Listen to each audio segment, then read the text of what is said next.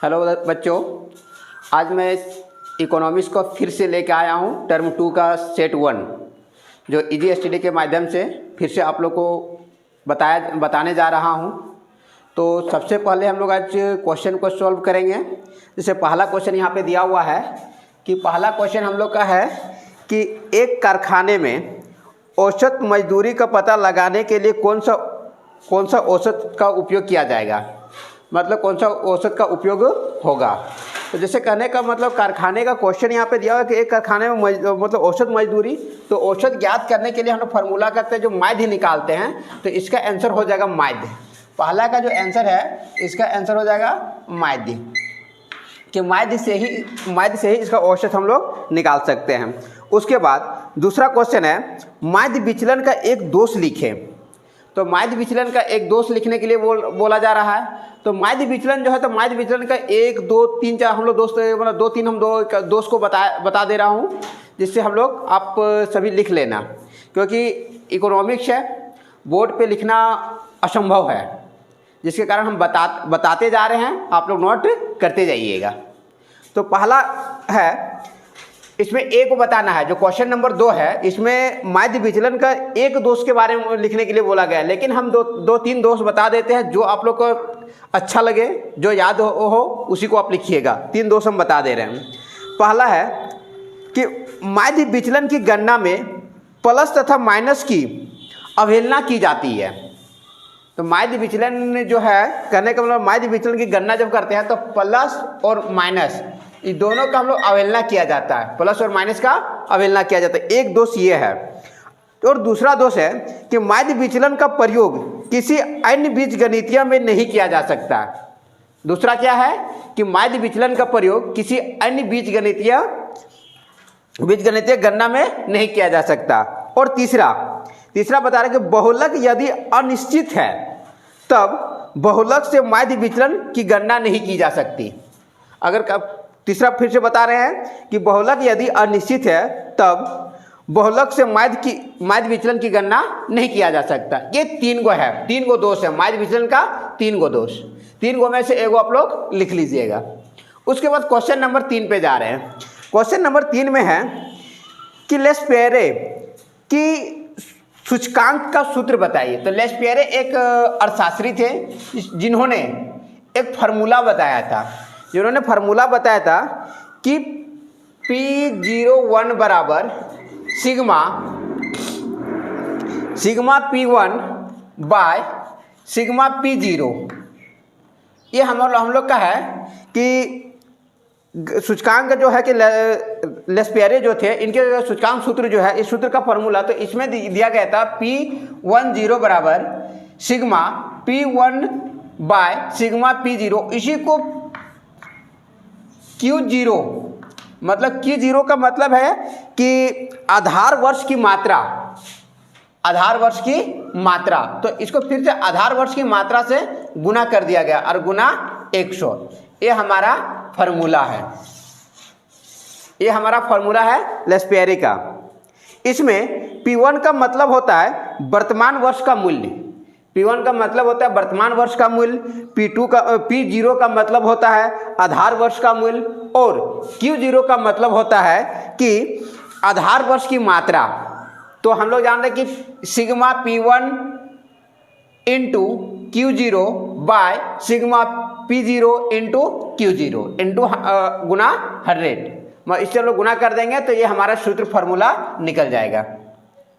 उसके बाद question number ये 3 का सूत्र लिखने के लिए बोला था कि लेस्पेरे का सूत्र बताइए। तो एक सूत्र यही होता है। उसके बाद हम लोग जाएंगे क्वेश्चन नंबर 4 में। क्वेश्चन नंबर 4 बोल रहा है कि चिरकालीन निर्धन किसे कहा जाता है। तो चिरकालीन निर्धन किसे कहा जाता है? तो इसका आंसर होगा कि चिरकालीन निर्धन अर्थात सदैव निर्धन व्यक्ति जो कुपोषित हो, भूखा हो, बेरोजगार हो और निवास का अभाव हो, तो इसी को हम लोग कहा जाता है चिरकालीन निर्धन। तो चिरकालीन निर्धन का मतलब यहाँ पे हम लोग को क्वेश्चन 4 नंबर क्वेश्चन में दिया गया है कि चिरकालीन निर्धन किसे कहा जाता है। तो चिरकालीन निर्धन किसे कहा जाता है कि चिरकालीन निर्धन अर्थात सदैव सदैव निर्धन व्यक्ति जो कुपोषित हो और भूखा हो, बेरोजगार हो, निवास स्थान का अभाव हो, असहाय हो, इसी को कहा जाता है चिरकालीन निर्धन। क्वेश्चन नंबर 5 में है कि मानव पूंजी क्या है। तो मानव पूंजी का मतलब हम लोग बात करते हैं, पूंजी का मतलब हम लोग क्या देखते, कोई चीज मतलब पैसा को कलेक्ट करके रखना, जमा करके रखना, उसे लोग पूंजी बोलते हैं कि मेरे पास इतना पूंजी है। कोई भी उत्पादन के क्षेत्र में लगाने के लिए मेरे पास इतना धन है। तो उसी तरह मानव पूंजी क्या है, तो मानव पूंजी को हम लोग बोलते हैं, मानव पूंजी मानव के ज्ञान, निष्पुषता, कौशल तथा भौतिक क्षमता के रूप में परिभाषित किया जाता है। इसी को हम लोग मानव पूंजी बताते हैं। मतलब मनुष्य का जो अपना में, जैसे कहने का मतलब कोई भी काम करने का क्षमता हो और शिक्षित हो, कुशल हो, इसी को हम लोग बोलते हैं मानव पूंजी। क्वेश्चन नंबर 6 में है कि ग्रामीण साख के किन्हीं 2 स्रोतों के नाम लिखे। तो ग्रामीण जनता निम्न 2 स्रोतों से साख सुविधा प्राप्त कर सकती है। पहला कहा जाता है संस्थागत स्रोत और दूसरा होता है गैर संस्थागत। मतलब यहाँ क्वेश्चन नंबर 6 में क्या बोला है, क्वेश्चन नंबर 6 बोला है कि ग्रामीण साख के किन्हीं 2 स्रोतों के नाम लिखे। तो ग्रामीण साख के 2 स्रोत, पहला स्रोत होता है, पहला स्रोत को हम लोग क्या कहते हैं कि संस्थागत स्रोत। संस्थागत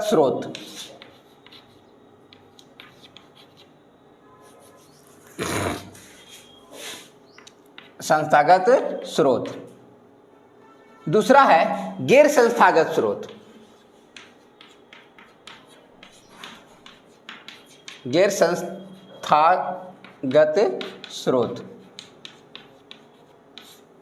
मतलब संस्थागत स्रोत को हम लोग कह सकते हैं सहकारी बैंक, क्षेत्रीय बैंक, ग्रामीण बैंक, इसको हम लोग बोलते हैं संस्थागत, मतलब जो एक संस्था के रूप में चलाया जाता है। और गैर संस्थागत मतलब जो संस्था के रूप में नहीं है, उसे हम लोग क्या बोलेंगे, गैर संस्थागत। जैसे देसी, साहूकार, महाजन, ये ऐसा जो होता है कि ऐसा कहने का कोई संस्था के रूप में नहीं काम करती है। तो कहने का मतलब हम लोग का क्वेश्चन क्या था कि ग्रामीण जनता किन 2 स्रोतों से, ग्रामीण साख के किन्हीं 2 स्रोतों के नाम लिखे। तो ग्रामीण साख का 2 स्रोत, एक होता है संस्थागत स्रोत, दूसरा होता है गैर संस्थागत स्रोत। उसके बाद question number 7, great leap forward का क्या उद्देश्य था। क्वेश्चन है कि ग्रेट लीप फॉरवर्ड क्या उद्देश्य था। तो ग्रेट लीप फॉरवर्ड का उद्देश्य तेजी से औद्योगिकरण करना, मतलब ग्रेट लीप फॉरवर्ड का उद्देश्य था कि तेजी से औद्योगिकरण करना और सामूहिक कृषि के माध्यम से देश की कृषि आधारित अर्थव्यवस्था को बढ़ाना। ये इसका मतलब ग्रेट लीप फॉरवर्ड का यही उद्देश्य था। मतलब क्या, तेजी से औद्योगिकरण करना और तेजी से औद्योगिकरण, सामूहिक कृषि करके, कृषि के माध्यम से देश में कृषि आधारित अर्थव्यवस्था को उत्पादन की विद्या में तेजी से बदलाव लाना। ये कहने का मतलब ग्रेट लीप का मतलब था, अर्थ था, उद्देश्य था। दूसरा आ जाता है, ये चीज़ लिख लीजिए, है ना, मतलब नोट कर लीजिएगा, फिर से हम बता दे रहे हैं तो नोट कर लीजिएगा। ग्रेट लीप फॉरवर्ड का उद्देश्य तेजी से औद्योगिकरण करना और सामूहिक कृषि के माध्यम से देश की कृषि आधारित अर्थव्यवस्था को उत्पादन की विद्या में तेजी से बदलाव करना था। उसके बाद क्वेश्चन नंबर 8 में हम लोग जाते हैं। क्वेश्चन नंबर 8 बोल रहा है कि क्वेश्चन नंबर 8 हम लोग को बताया गया है कि समांतर माध्य के गुण और दोष को लिखे। तो समांतर माध्य के गुण और दोष को लिखने के लिए कहा गया है। तो एक चीज़ नोट कीजिएगा, हम बोलते जा रहे हैं कि लिखाना पॉसिबल नहीं है, बहुत कहे कि ये तो सब्जेक्टिव होता है और थोड़ा ज़्यादा लिखने में दिक्कत होती है, इसीलिए बोर्ड में लिखने में से बहुत ज़्यादा परेशानी और टाइम ज़्यादा लगेगा, इसलिए आप लोग लिख लीजिएगा, नोट कीजिए। पहला लिखिएगा गुण, समांतर माध्य के गुण को लिखिएगा। तो पहला नंबर में लिखना, पहला पॉइंट में, यह गणना में सरल और समझने में आसान है। पहला पॉइंट लिखना कि यह गणना में सरल और समझने में आसान है।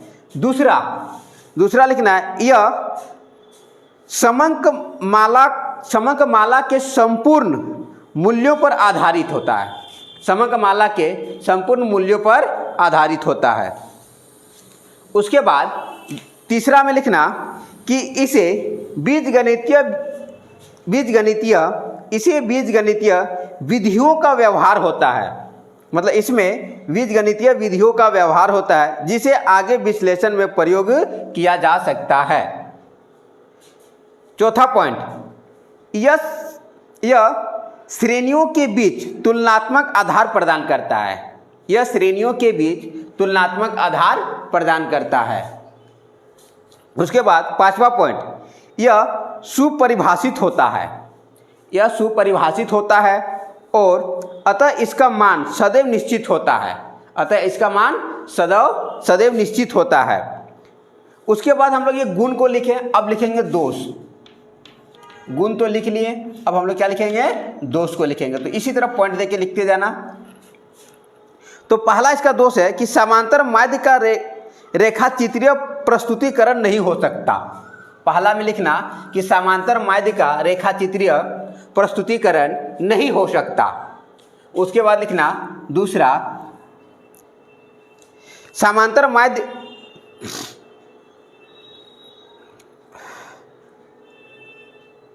एक मिनट, हाँ चलो। उसके बाद दूसरा में लिखना कि खुले सिरे वाली समंक माला में समांतर माध्य ज्ञात नहीं किया जा सकता।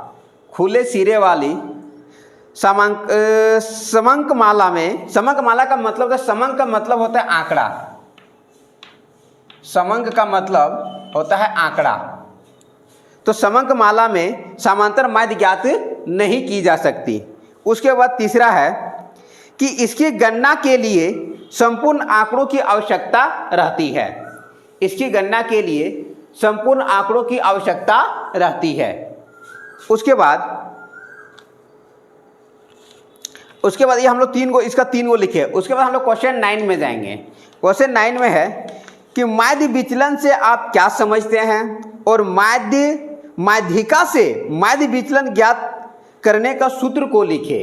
तो यहाँ पे हम लोग क्वेश्चन की माध्य विचलन, हम लोग विचलन इतना तब से लोग पढ़ रहे हैं, तो माध्य विचलन क्या है? माध्य विचलन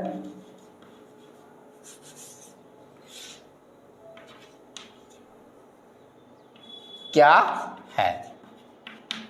क्वेश्चन है कि माध्य विचलन क्या है। और उसके बाद क्वेश्चन है कि माध्यिका से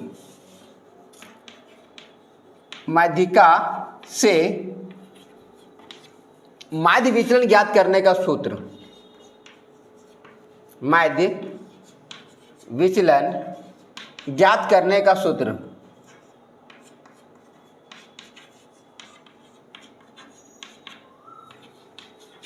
सूत्र को लिखे। तो हम लोग लिखेंगे, इसका आंसर लिखेंगे कि श्रेणी के किसी भी माध्य जैसे माध्यिका, बहुलक, इसको ब्रैकेट में लिखना, माध्यिका,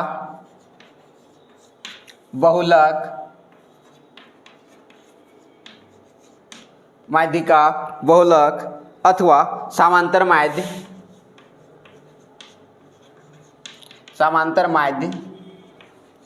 इसको ब्रैकेट में लिख देना। समांतर माध्य से विभिन्न पदों के विचलनों का समांतर माध्य ही उस श्रेणी का माध्य विचलन कहलाता है। ये हमारा आंसर होगा माध्य विचलन का। क्या लिखें, फिर से हम रिपीट करते हैं। श्रेणी के किसी भी माध्य, माध्यिका, बहुलक, समांतर माध्य से विभिन्न पदों के विचलनों का समांतर माध्य ही उस श्रेणी का माध्य विचलन कहलाता है। उस श्रेणी का माध्य विचलन कहलाता है। और माध्य विचलन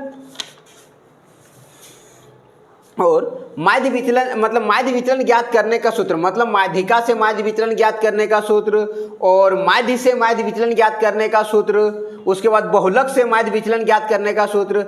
अभी यहाँ पे हम लोग का एक ही को पूछा गया है कि माध्यिका से, माध्यिका से माध्य विचलन ज्ञात करने का सूत्र। लेकिन आज हम तीनों बता दे रहे हैं क्योंकि हो सके एग्जाम में तीनों में से कुछ भी पूछ दें। अभी यहाँ पे जो मॉडल सेट में हम लोग का दिया है कि माध्यिका से ज्ञात करने के लिए, लेकिन पूछ देगा माध्य से ज्ञात करने के लिए या बहुलक से ज्ञात करने के लिए, तो इसीलिए हम तीनों को बता देते हैं।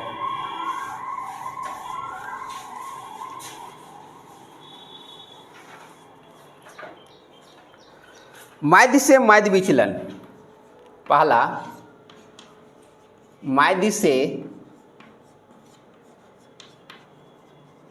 माध्य विचलन ज्ञात करने का सूत्र, फॉर्मूला। तो इसको लिखा जाता है dx डैश बाय सिग्मा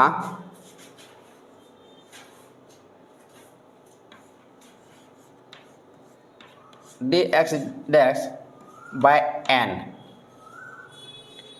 माध्य से माध्य विचलन ज्ञात करने का फॉर्मूला। उसके बाद दूसरा नंबर माध्यिका से माध्य विचलन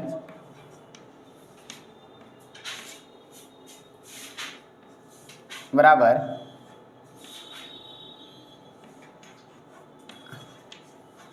सिग्मा dm बाय n। उसके बाद तीसरा है बहुलक, बहुलक से माध्य विचलन ज्ञात करने का formula, sigma dz by n। जैसे यहाँ पे हम लोग इसको, ये जो है x डैश, इसको बोलते हैं माध्यिक, माध्य विचलन। तो माध्य विचलन हम लोग क्या करें, इसको निकालने के लिए x माइनस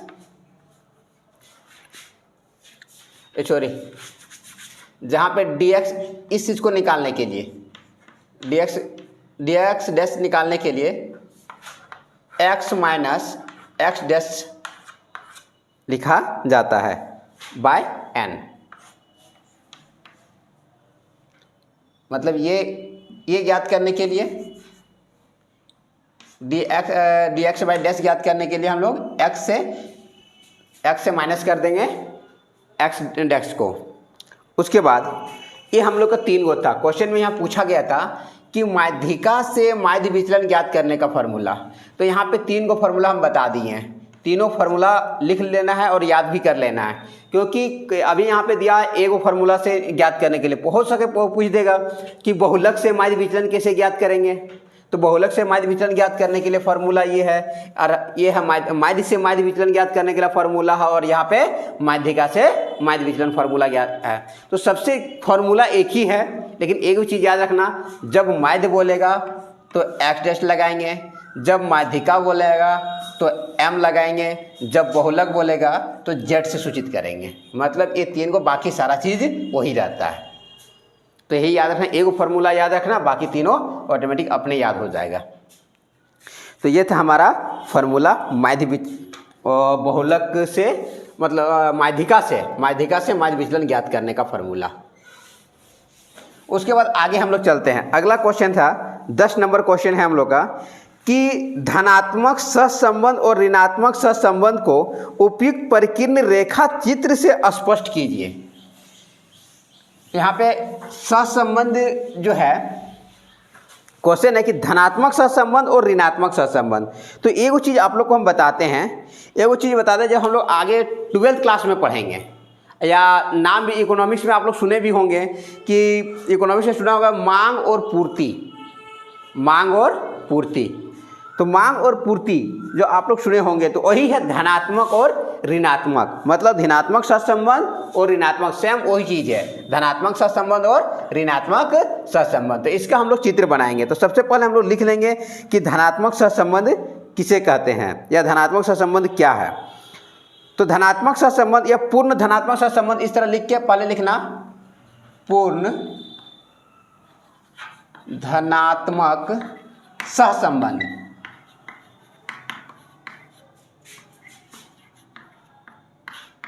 धनात्मक सहसंबंध इस तरह लिख के डैश दो और लिखना यदि सभी बिंदु नीचे बाईं ओर से, यदि सभी बिंदु, चलिए लिख देते हैं, यदि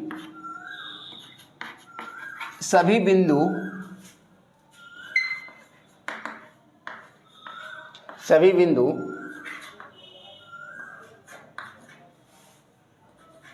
नीचे बाईं ओर से ऊपर,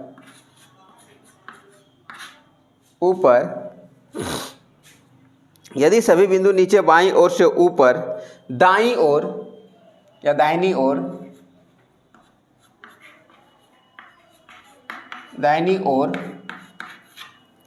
ओर तक एक सरल रेखा व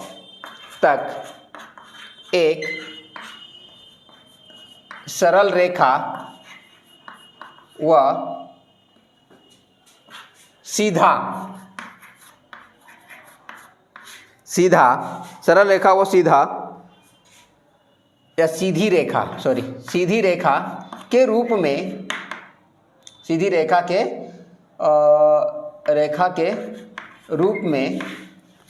के रूप में आ जाए तो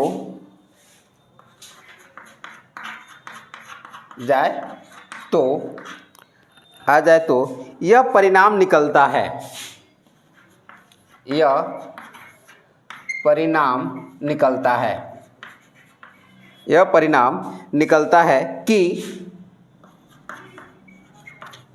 कि दोनों समंकमालाओं में पूर्ण धनात्मक सहसंबंध है। दोनों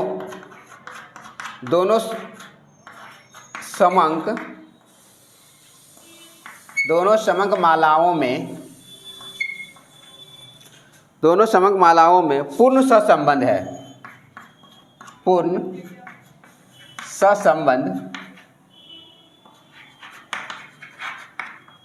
है।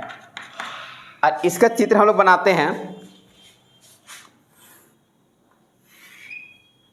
इसको x बोलते हैं, इससे y और ये 0। देखिए क्वेश्चन हम लोग का क्या बोला था, सहसंबंध। तो इसी तरह बता दें 12th क्लास में हम लोग पढ़ेंगे, एक होता है 12th क्लास में होता है कि पूर्ति और मांग और पूर्ति। तो मांग और पूर्ति का भी चित्र इसी तरह बनता है। जैसे मांग में कहा जाता है कि जब किसी वस्तु का मूल्य बढ़ता है तो उसकी मांग घट जाती है, मतलब मूल्य बढ़ा तो मांग घटा, मतलब वो ऋणात्मक की ओर जाता है। और उसी तरह कहा जाता है कि पूर्ति में कहा जाता है कि पूर्ति की जगह किसी वस्तु का मूल्य बढ़ा तो उसकी पूर्ति भी बढ़ जाएगी। तो यहाँ पे सेम वही चीज़ है, कहा कि क्या बोला गया है, तो पूर्ण धनात्मक सहसंबंध। तो पूर्ण धनात्मक सहसंबंध कुछ नहीं, एकदम शॉर्ट में लिखना है कि यदि सभी बिंदु नीचे बाईं ओर से ऊपर दाईं ओर तक एक सरल रेखा व सीधी रेखा के रूप में आ जाए तो यह परिणाम निकलता है कि दोनों समंकमालाओं में पूर्ण सहसंबंध होगा। तो कुछ नहीं करना है, डायरेक्ट इस तरह का चित्र करना और नीचे बाईं ओर से ऊपर दाईं ओर खींचने बोला गया है। याद रखना, जैसे यहाँ पर बोला नीचे बाईं ओर से, तो हम इस रेखा को इस तरह खींचेंगे। तो मेरा देखिए कहने का मतलब, हम अगर ऐसे खड़ा होते हैं तो हमारा बाईं किधर होता है, नीचे की ओर, और दायां किधर होता है, ऊपर की ओर। तो इस तरह का हम लोग खींच देंगे और यहाँ पर लिख देंगे r बराबर +1। तो ये हमारा धनात्मक सहसंबंध था। उसके बाद है ऋणात्मक सहसंबंध। उसके बाद हम लोग का दिया गया है कि पूर्ण ऋणात्मक सहसंबंध। पूर्ण ऋणात्मक सहसंबंध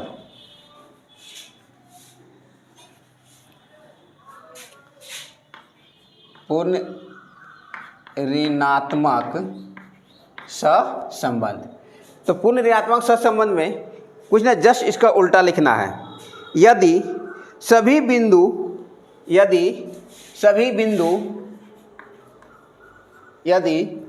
बिंदु ऊपर बाईं ओर से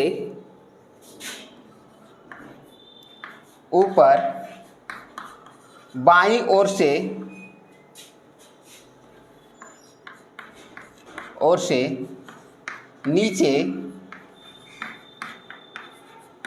दाईं ओर ऊपर बाईं ओर से नीचे दाईं ओर एक सीधी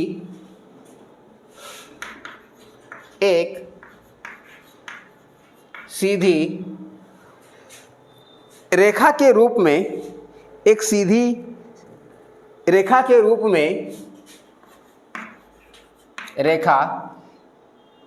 रूप में आ जाए तो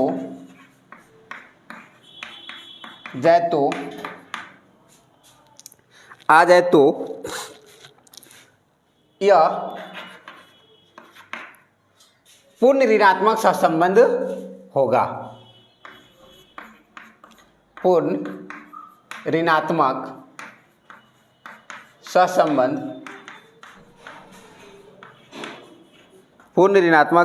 सहसंबंध है। फिर इसका भी चित्र बनाएंगे। इसको y बोलते हैं, इसको x। अब क्या बोला गया था, पहला में हम लोग धनात्मक में पढ़े थे कि नीचे बाईं ओर से ऊपर दाईं ओर, लेकिन अब हम लोग क्या करेंगे, ऊपर बाईं ओर से नीचे दाईं ओर की ओर दिखाया गया था। ये ऋणात्मक है, मतलब ऋणात्मक की ओर नीचे की ओर जाना।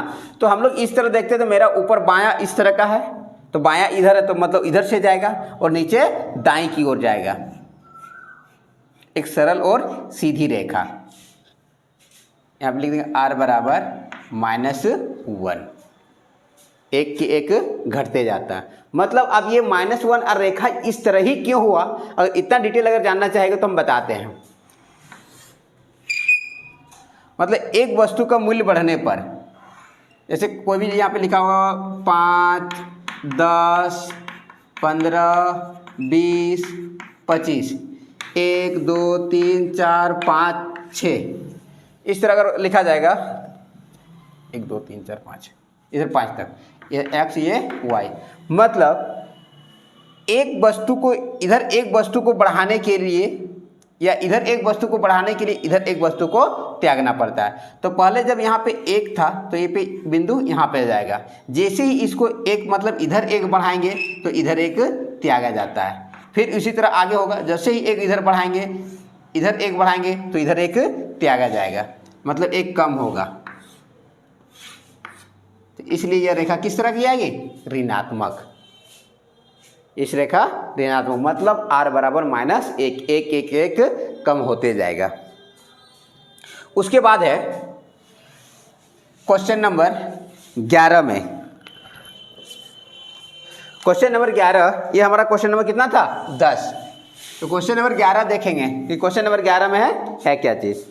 तो क्वेश्चन नंबर 11 में दिया हुआ है कि आधार अवधि के किन्हीं 3 वांछित गुणों को लिखे। आधार अवधि के किन्हीं 3 वांछित गुणों को लिखे। तो ये चीज़ बता देते हैं, सब नोट कीजिएगा। पहला पॉइंट देके लिखना, पहला, दूसरा, तीसरा। पहला लिखना है कि आधार वर्ष बहुत छोटा या बहुत बड़ा नहीं हो सकता। आधार वर्ष बहुत छोटा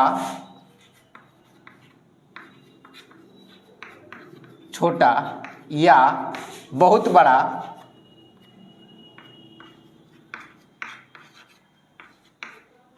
नहीं हो सकता।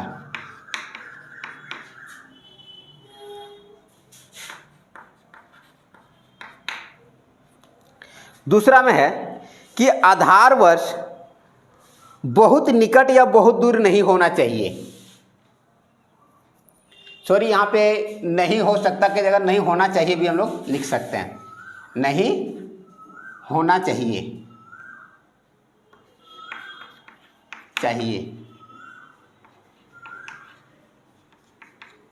उसके बाद क्या लिखे कि आधार वर्ष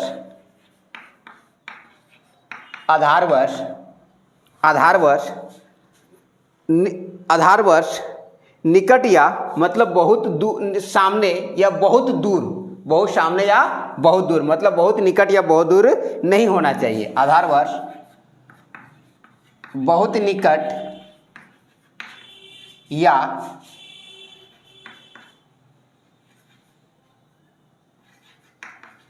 बहुत दूर नहीं होना चाहिए, नहीं होना चाहिए।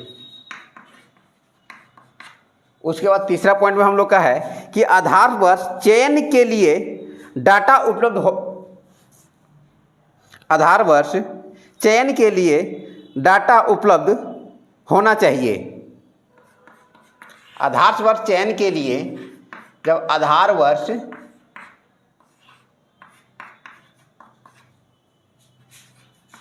चयन के लिए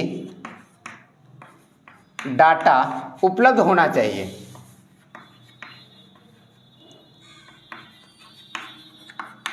होना चाहिए।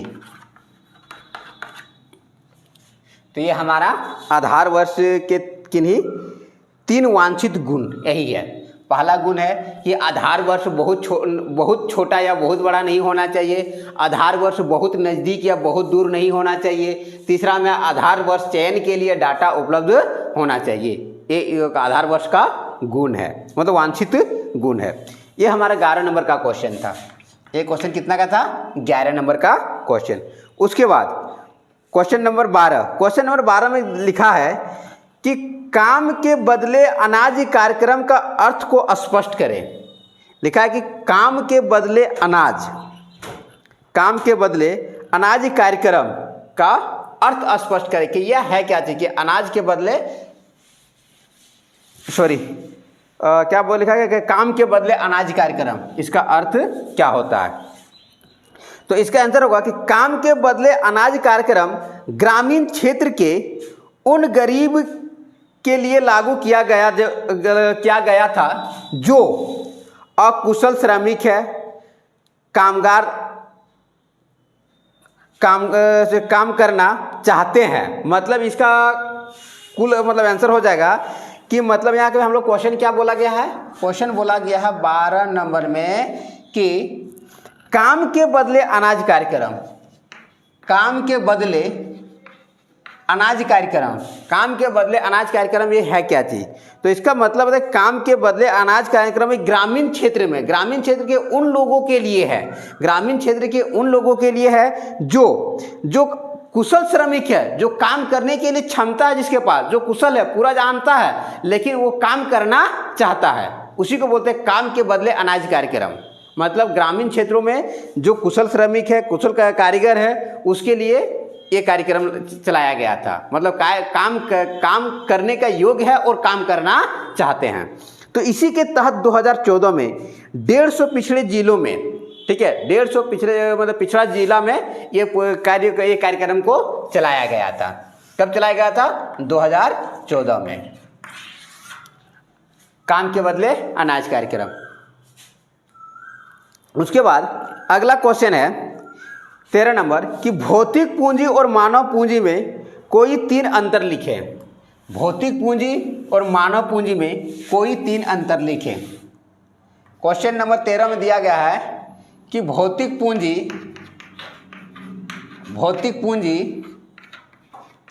और मानव पूंजी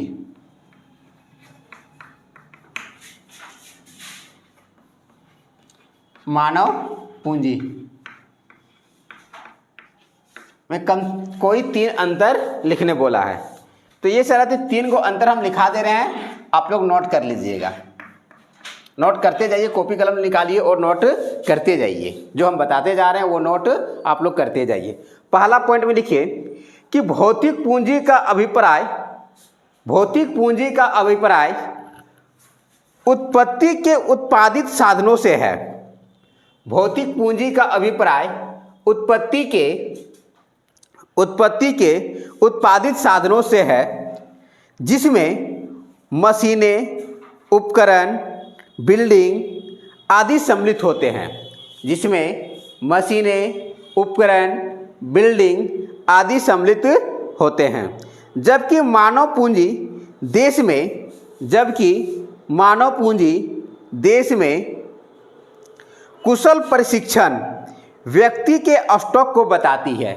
मानव पूंजी क्या बताती है कि कुशल प्रशिक्षित व्यक्ति के स्टॉक को, कि हमारे देश में कितना कुशल प्रशिक्षित व्यक्ति है। जैसे कुशल प्रशिक्षित का मतलब जैसे कहने का बहुत सारा हम लोग प्रशिक्षण विभाग होता है, या हम लोग टेक्निकल जो कोर्स करते हैं जैसे ITI हो गया, डिप्लोमा हो गया, बीटेक हो गया, तो ये हम लोग को कहने का मतलब ये जो होता है कि एक कहा जाता है जैसे कुशल काम के लिए, कुशल काम के लिए ये प्रयोग हम लोग क्या करते हैं। तो कहने का मतलब यहाँ क्या बोला गया है कि मानव पूंजी में पहला पॉइंट में हम लोग लिखे हैं कि भौतिक पूंजी का अभिप्राय उत्पत्ति के उत्पादित साधनों से है। मतलब जो वस्तु का उत्पत्ति करेंगे उसका उत्पादन के लिए जो साधन है उसी को बोला जाता है भौतिक पूंजी। और मानव पूंजी का कहा जाता है, मानव पूंजी मतलब मनुष्य कितना कारगर है, कितना कुशल है, उसे हम लोग बोलते हैं क्या, मानव पूंजी। मतलब हमारे देश में कुशल प्रशिक्षण माने प्रशिक्षित किया हुआ, ट्रेनिंग लिया हुआ जितने व्यक्ति का स्टॉक है तो इससे संबंधित है। तो पहला हो गया।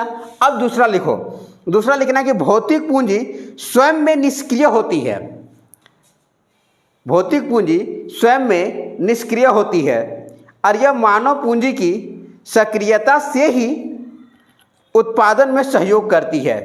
यह मानव पूंजी की सक्रियता से ही उत्पादन में सहयोग करती है। अर्थात भौतिक पूंजी निर्माण की गति मानव पूंजी निर्माण द्वारा ही बढ़ाई जा सकती है। अर्थात भौतिक पूंजी निर्माण की गति मानव पूंजी निर्माण के द्वारा ही बढ़ाई जा सकती है। दूसरा हो गया।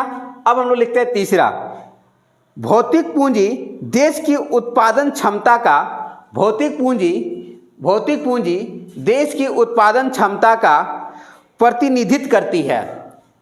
भौतिक पूंजी देश की उत्पादन क्षमता का प्रतिनिधित्व करती है।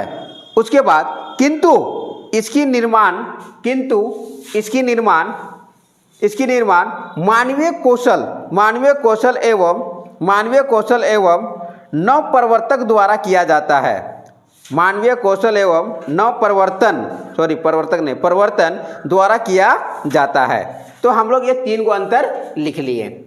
ये हम लोग का 3 गो अंतर हो गया। मतलब मानव पूंजी और सिर्फ भौतिक पूंजी और मानव पूंजी में अंतर।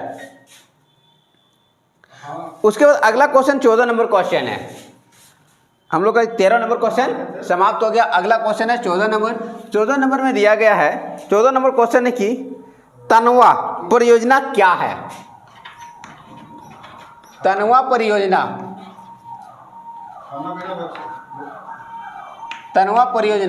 क्या है। तनवा परियोजना क्या है, स्पष्ट कीजिए। तो तनवा परियोजना तमिलनाडु में चलाया गया था। तनवा परियोजना जो है ये तमिलनाडु में चलाया गया था।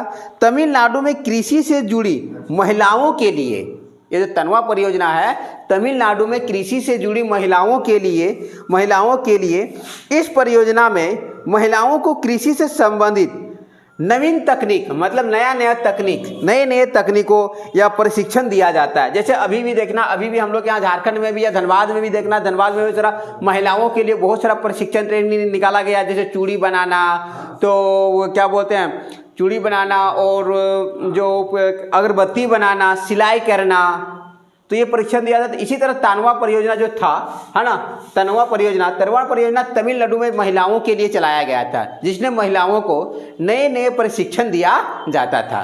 नया प्रशिक्षण दिया जाता था। ये क्वेश्चन नंबर हम लोग का 14 का था आंसर, तनवा परियोजना पूछ दिया जाएगा कि 1 नंबर में कि तनवा परियोजना कहाँ चलाया गया था। तो तनवा परियोजना तमिलनाडु में चलाया गया था। क्वेश्चन नंबर 14 समाप्त। उसके बाद है 15। क्वेश्चन नंबर 15 में है, क्वेश्चन नंबर 15 ये हम लोग ग्राफ बनाने का है। तो 15 नंबर क्वेश्चन जो हम लोग तालिका बनाना होगा, तो ये तालिका बता देते हैं। क्वेश्चन नंबर 15 में है कि x तथा y के बीच सहसंबंध गुणांक के परिकलन कीजिए और इनके संबंध को स्पष्ट कीजिए। यहाँ पे क्वेश्चन है कि x और y का जो करने का मतलब यहाँ पे डाटा दे दिया गया है इस तरह करके।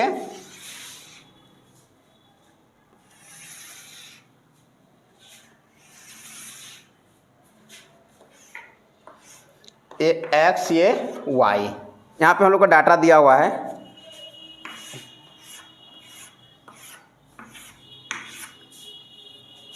-3, -2, -1, 1, 2, 3, और वाई में दिया हुआ है 9, 4, 1, 1, 4, 2।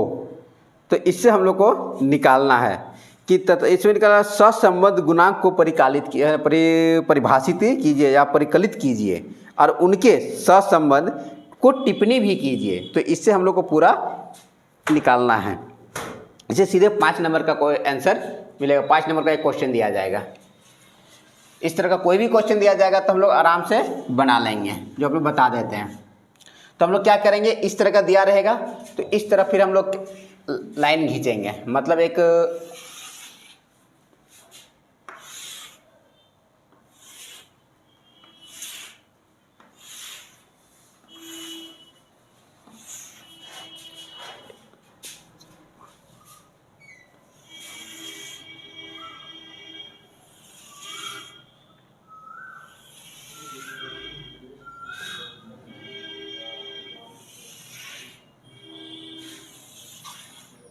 चलिए इतना हम लोग कर लिए। इसमें लिखेंगे dx जो दिया हुआ है, dx दिया हुआ है -3, -2, -1, 1, उसके बाद कितना दिया हुआ है 1, 2, 3, मतलब हम लोग का रुकिए 1 मिनट, जगह थोड़ा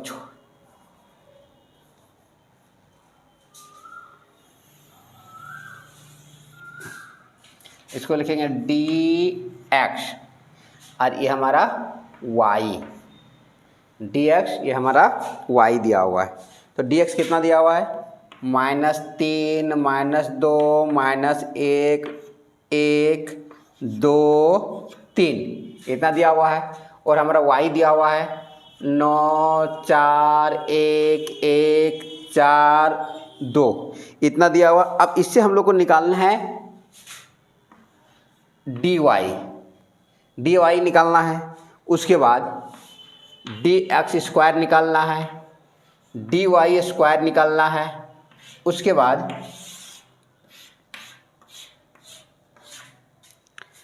dx² इंटू dy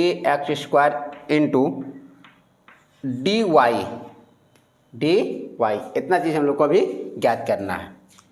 तो अब इसे यहाँ पर दिया हुआ है तो dy यहाँ पे हम लोग का क्या है dx, ये है dx और ये है y। इससे हम लोग ज्ञात करेंगे क्या y, तो dy। तो dy ज्ञात करने के लिए y में y डैश हम लोग माइनस करेंगे। तो आप यहाँ पे y डैश माइनस करने के लिए वो इसका उपाय क्या करेंगे, तो इसका जैसे हम इससे क्या करते हैं, इस चीज़ का एक माध्य निकालेंगे।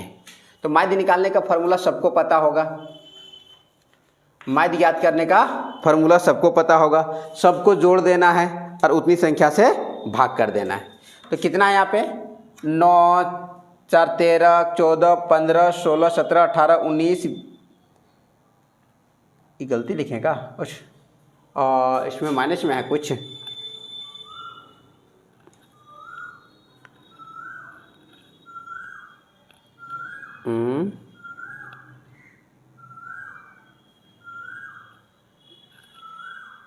सॉरी यहाँ पर हम लोग गलती किए हुए हैं। इस जगह पे 9 दिया हुआ है और यहाँ पे क्या होगा, यहाँ पे 9 होगा। तो अब हम लोग क्या करेंगे, सबको जोड़ देंगे। तो 9, 9, 18, 18 और 9 तिया 27 और 1 28, ये इतना जोड़ दिए। तो 28 को क्या को संख्या है 1, 2, 3, 4, 5, सॉरी 1, 2, 3, 4, 5, 6। तो 6 से हम लोग क्या करेंगे डिवाइड कर देंगे।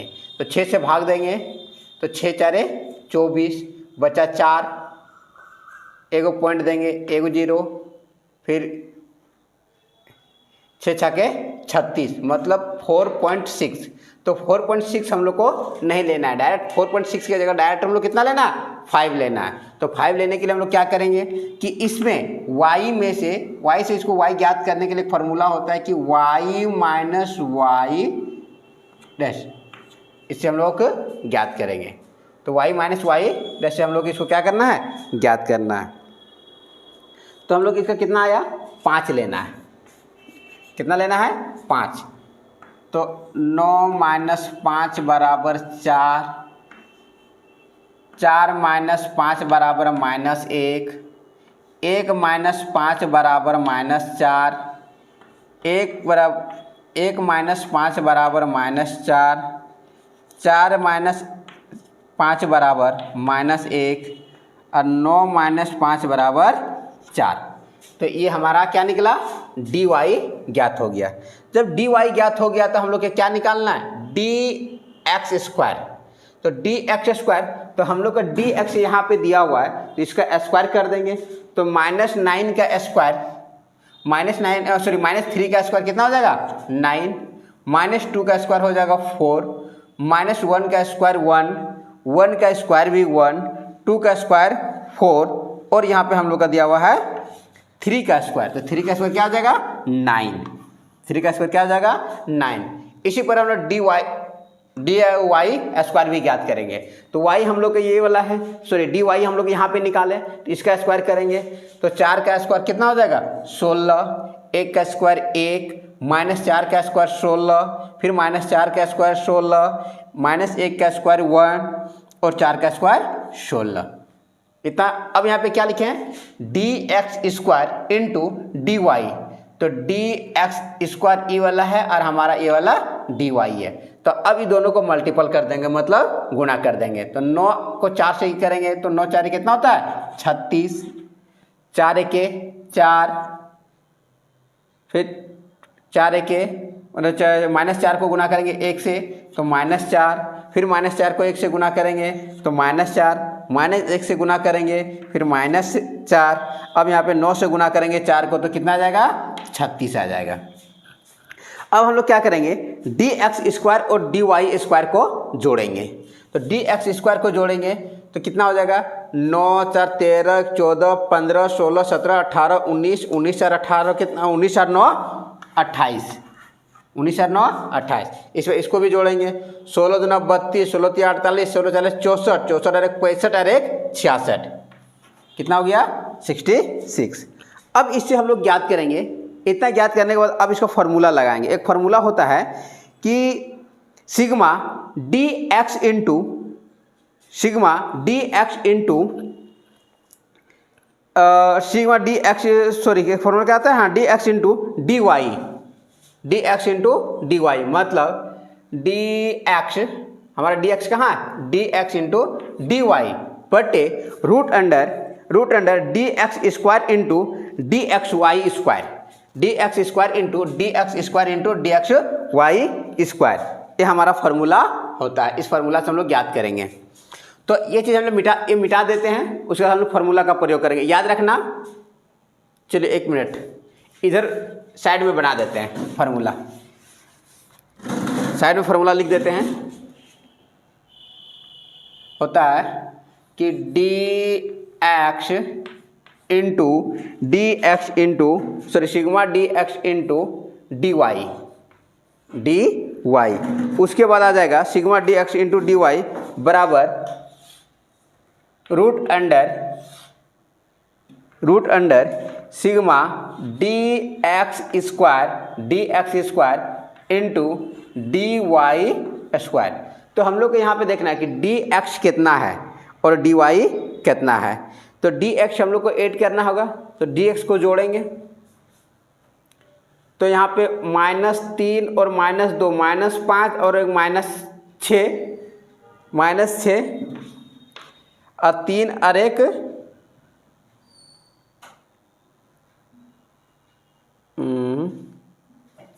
3 और कितना हो जाएगा, डी एक्स वाई अगर sigma root under D X Y आ गया तो 1 2 3 4 5 6, तो 6 को यहाँ पे अब ऐड करेंगे तो कितना माइनस यहाँ पे 0 हो जाएगा। 0। उसके बाद यहाँ पे dxy² इंटू 28, तो इसे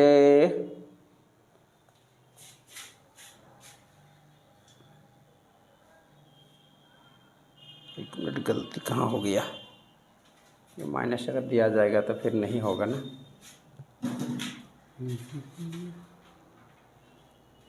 ऐसे तो ठीक है।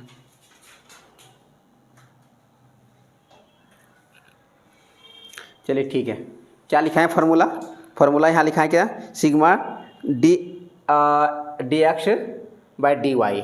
तो dx/dy टोटल हम लोग यहाँ पे, सॉरी, इनटू हम लोग यहाँ पे बनाया हुआ है, तो ये dx²/dy हम लोग को टोटल यहाँ पे क्या करना है, सबको जोड़ना, टोटल आ जाएगा हम लोग का यहाँ पे जोड़ना। देखो 36 और 36, 36 36 72, 72 और 4, 72 और 4 कितना हो जाएगा?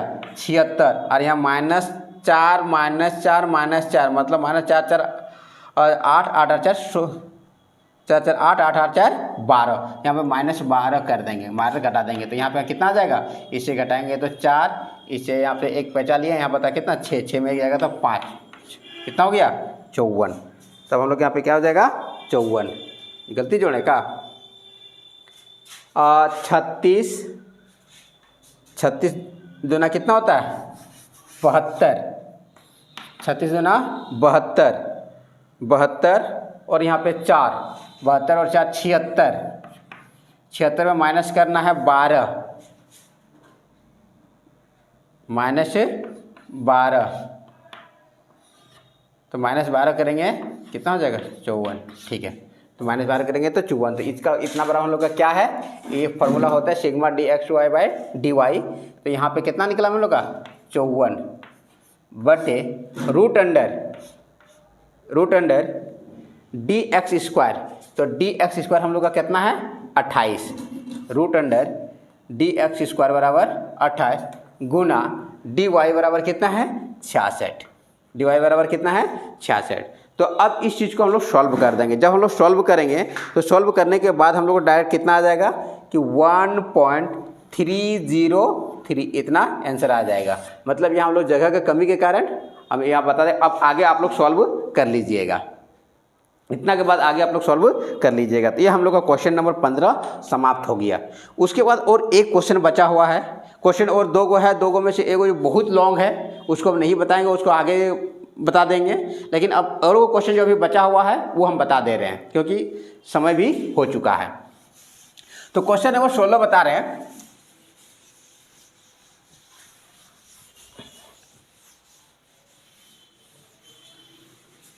क्वेश्चन नंबर 16 में यहाँ पे हम लोग बताया गया है। क्वेश्चन नंबर 16 दिया गया है कि निम्नलिखित आंकड़ों से माध्यिका की गणना करें। तो निम्नलिखित आंकड़ों से मतलब आंकड़ा दिया हुआ है, आंकड़ा दिया हुआ है, उस आंकड़े से हम लोग क्या करना है? माध्यिका को ज्ञात करना है। आंकड़ा से माध्यिका ज्ञात करना है। तो निम्नलिखित आंकड़ों से माध्यिका ज्ञात करना है। तो यहाँ पे हम लोग को दिया है वर्ग अंतराल,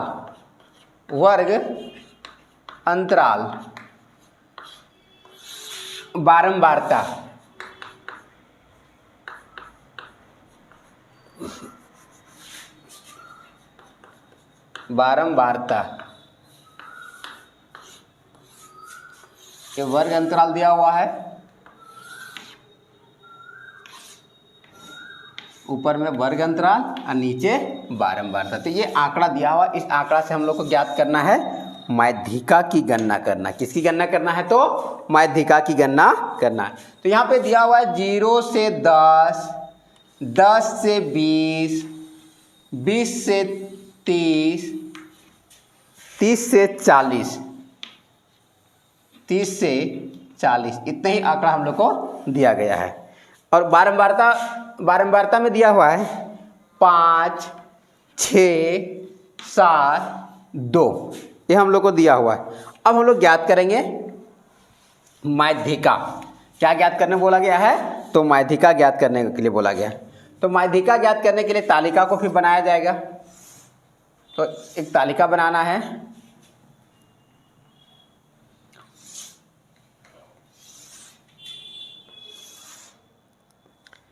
यहाँ पे लिखेंगे वर्ग अंतराल,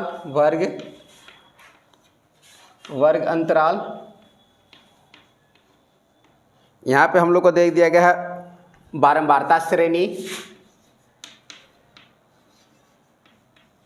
बारंबारता।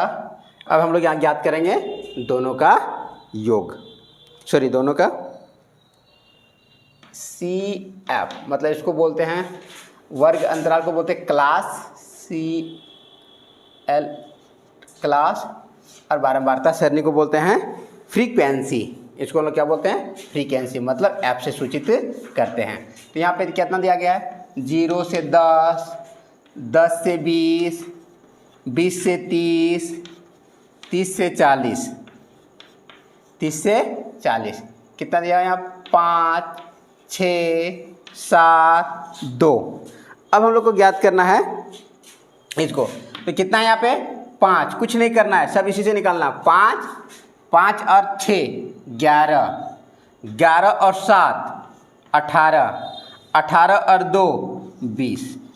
इतना हम लोग का ये CF ज्ञात हो गया। उसके बाद हम लोग को फार्मूला लगाना है माध्यिका। तो माध्यिका वाला फार्मूला जो होता है, माध्यिका वाला जो फार्मूला होता है कि n/2, माध्यिका ज्ञात करने के लिए फार्मूला क्या होता है? n/2 माध्यिका।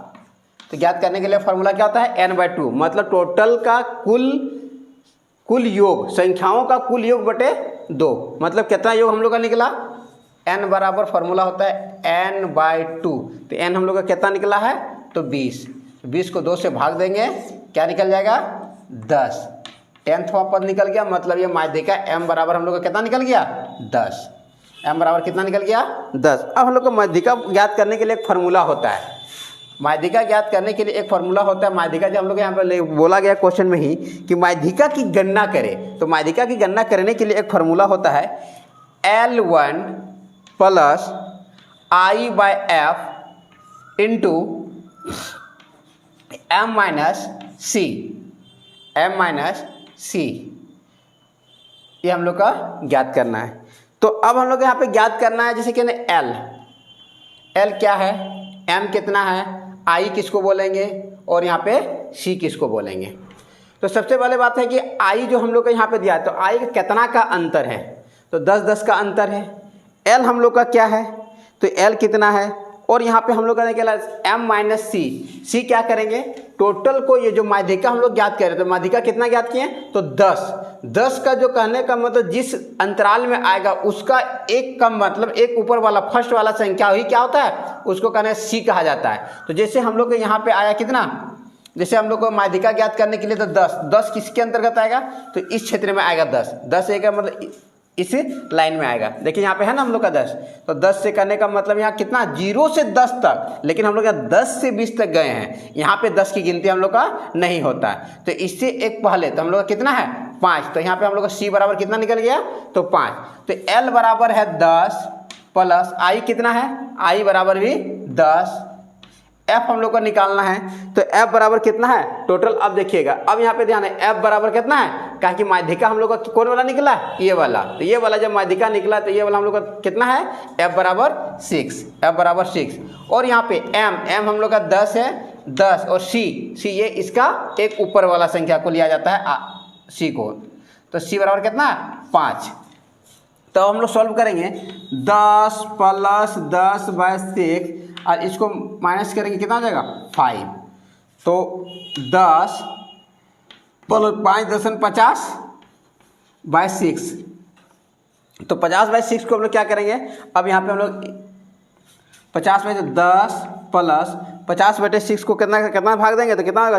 48 8, इसको हम भाग दे के देखते हैं। जैसे 50/6, तो 6 48 बचा 2, एक 0 लगाएंगे, एक पॉइंट लगाएंगे, तो यहाँ पे एक 0 आएगा। 6 18, फिर बचा 2, फिर 6 18, तो इतना हम लोग को आएगा, मतलब कितना आएगा? 8.33। तो यहाँ पे हम लोग कितना? 10 प्लस 8.33, तो जोड़ देंगे, कितना हो जाएगा? 18.33। ये हमारा आंसर हो जाएगा। तो ये हमारा क्या था? ये क्वेश्चन आंसर कितना आया? 18.33। तो चलिए आज हम लोग का जो मॉडल सेट टर्म 2 का, इकोनॉमिक्स टर्म 2 का जो मॉडल सेट 1 जो हम लोग का समाप्त हुआ। ठीक है। आगे फिर हम कुछ 1 ही 2 दिन के अंतर्गत फिर से हम सेट 2 को भी लेके आएंगे। चलो, अगर आप लोग को ये वीडियो अगर अच्छा लगा होगा तो लाइक करें, सब्सक्राइब करें और आगे शेयर भी करें। Thank you.